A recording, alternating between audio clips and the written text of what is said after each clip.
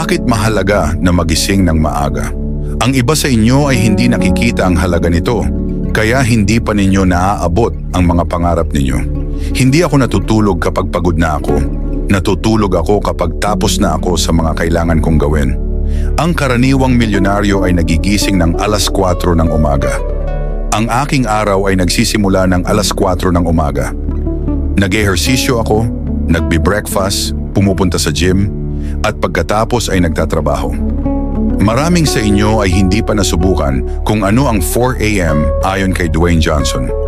Bakit hindi ka magising ng 4:30? Baka masyado kang nag-snooze ng alarm. Huwag mong sayangin ang oras mo, bumangon ka. Para sa iba, maaaring ito ay isang paraan ng pagbuo ng regular na routine at pagiging organisado. Para naman sa iba, ito ay maaaring magbigay ng pagkakataon para sa personal na pag-unlad o pag-ehersisyo bago magsimula ang araw. Gisingin mo ang iyong lakas. Ang paggising ng 4 a.m. ay makakatulong sa iyo. Kapag may inaasahan kang maganda, hindi mo kailangan ng alarm clock. Kung gusto mong mabuhay ng ayon sa gusto mo, kailangan mong magtrabaho para dito.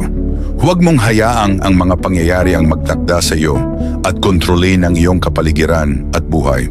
Kung gusto mo ng higit na kalayaan, kailangan mo ng higit na disiplina. Ang paggawa ng madali ay nagpapahirap sa buhay. Ang paggawa ng mahirap ay nagpapadali sa buhay. Huwag kang magreklamo at simulan mong gawin ang kailangan para sa gusto mong makamit. Ang pinakamagandang regalo sa atin ay ang kakayahang pumili. Isipin mo kung gaano karaming bagay ang magagawa mo sa loob ng 3 oras kung magiging produktibo ka. Makakaaral ka ng maraming chapters, makakabasa ng buong libro, makakagawa ng workout, makakaligo, at makapagbihis sa loob ng 3 oras. Ayon sa isang artikulo sa Business Insider, ang 3 oras ay mahalaga para sa tagumpay. Kaya itanong mo sa sarili mo, ano ang nawawala sa iyo kapag natutulog ka ng mahaba? Lahat.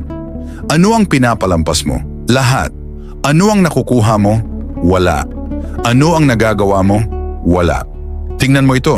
Si Tim Cook, ang CEO ng Apple. Si Bob Iger, ang CEO ng Disney. Si Andrea Jung, ang CEO ng Avon. Si Howard Schultz, ang CEO ng Starbucks. At si Dwayne "The Rock" Johnson ay nagigising ng maaga. At ikaw, nawawala sa iyo ang mahalagang oras at pagkakataon kapag hindi ka nagigising ng maaga. Ang katotohanan ay mayroon kang oras, pero baka hindi mo ito ginagamit ng maayos. Ang lahat, kabilang sina Elon Musk, Beyoncé, LeBron James, Warren Buffett, Bill Gates, Jeff Bezos at Mark Zuckerberg, ay mayroong 24 na oras sa isang araw. Ang pagkakaiba ay kung paano nila pinahahalagahan at ginagamit ang oras na iyon. Wala nang ibang paraan kung gusto mong maging matagumpay. Kung magpapatuloy kang matulog ng hanggang 10 a.m. o higit pa, maaaring sa loob ng 5 taon ay nasa parehong kalagayan ka pa rin. Sinasalita ko ang mga taong gustong magtagumpay, makapasa sa mga pagsusulit o maging magaling. Subukan mong magising ng 4 a.m. sa isang araw at tingnan mo kung gaano karaming bagay ang magagawa mo sa mga dagdag na oras na iyon. Gawin mo ito ng 1 linggo at pagkatapos ng 21 na araw hanggang maging ugali mo na. Hamunin mo ang sarili mo.